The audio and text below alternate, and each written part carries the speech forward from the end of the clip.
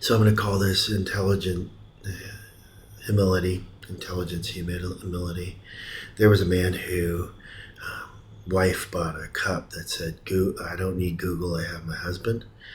And he pointed out to his wife that that might be considered, she took it to work, that might be considered rude or sarcastic to him. And she said, no, I mean it really. You have such a wealth of information, a depth of it, and it came from a childhood of curiosity. Um, so the same man went into a church function, and he was asked to play a Trivial Pursuit type of game that had huge amounts of differences in it than the trademarked game. But anyway, so he was asking, this woman was just like, she was like teasing him about not playing. He didn't want to play, and his wife says, no, really, he doesn't want to play because he knows all the answers.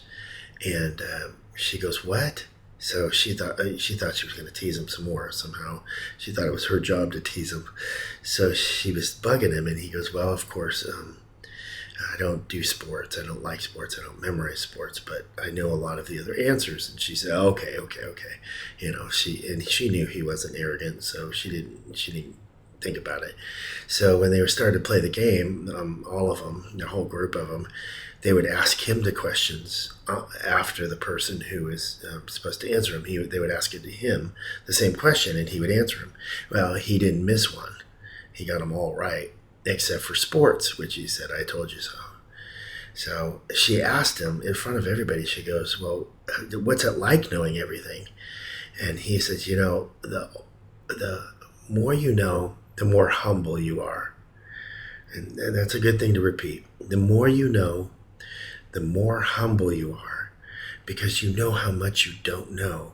He said, do you know how many trillions of things I don't know? Even though I know a lot. I don't know sports, for example. I couldn't answer who was in the Super Bowl last year.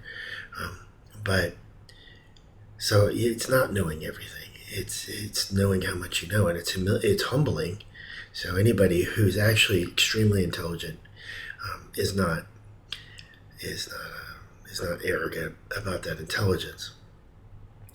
A second story I would tell you is this kid who loved math, and he was working on a construction site, and this guy who didn't have he left school at 8th grade, and he's an older guy, and he had kids and grandkids, and greatly loved guy, hard working guy for being in his 60s or 70s, and he was working along, and there was something in the architectural plans, and he said that's not right, and he brought the owner of the construction company over to a piece of cardboard, and he took a construction pencil, those little square pencils, and he starts writing stuff out, and the construction guy goes, I don't know what you're doing, and so the owner, and so he brought this kid over and he said, do you understand this? And he said, yeah, I know what this is. This is architectural math, and what he's saying is that the structural load's wrong, no matter what the plans say. That's what he's saying. Take him back to the architect, because that's what this math is. And so it's kind of a huge thing, because you would not know how smart this guy was.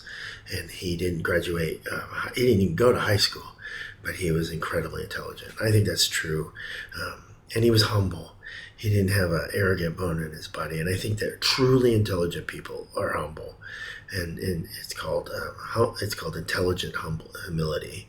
So I think intelligent humility is a really good point, and it's a lot of places, and you would have to categorize it. There are people who are geniuses about things, just like one category is just fascinating them, and they've learned everything they can about it, and it's just like wow, math or spelling or sentence structure or whatever it is, doing videos, which isn't me, but doing videos, So they have a high IQ in that one area, but in the other areas, they don't look like they have a high IQ. And so they don't look like, it's like a mathematical genius not being able to spell.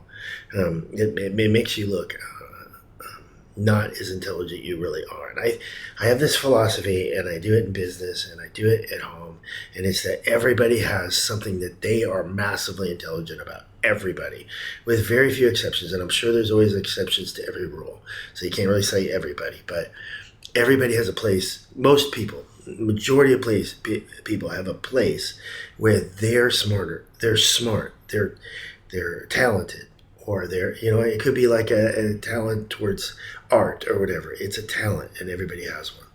But what happens is culturally and in family culture too, we don't always encourage those little talents, and they can be multiple, and then they choose the one that's the best for them to grow up with, and that might not be the one they're most talented of. I've seen people that would do one thing as a talent, but they were just like musically incredible. They could hear anything and just play the piano or whatever, and they were incredibly talented. So it's called humility, intelligence, humility, however you want to say it. It just is remarkable, and it is true.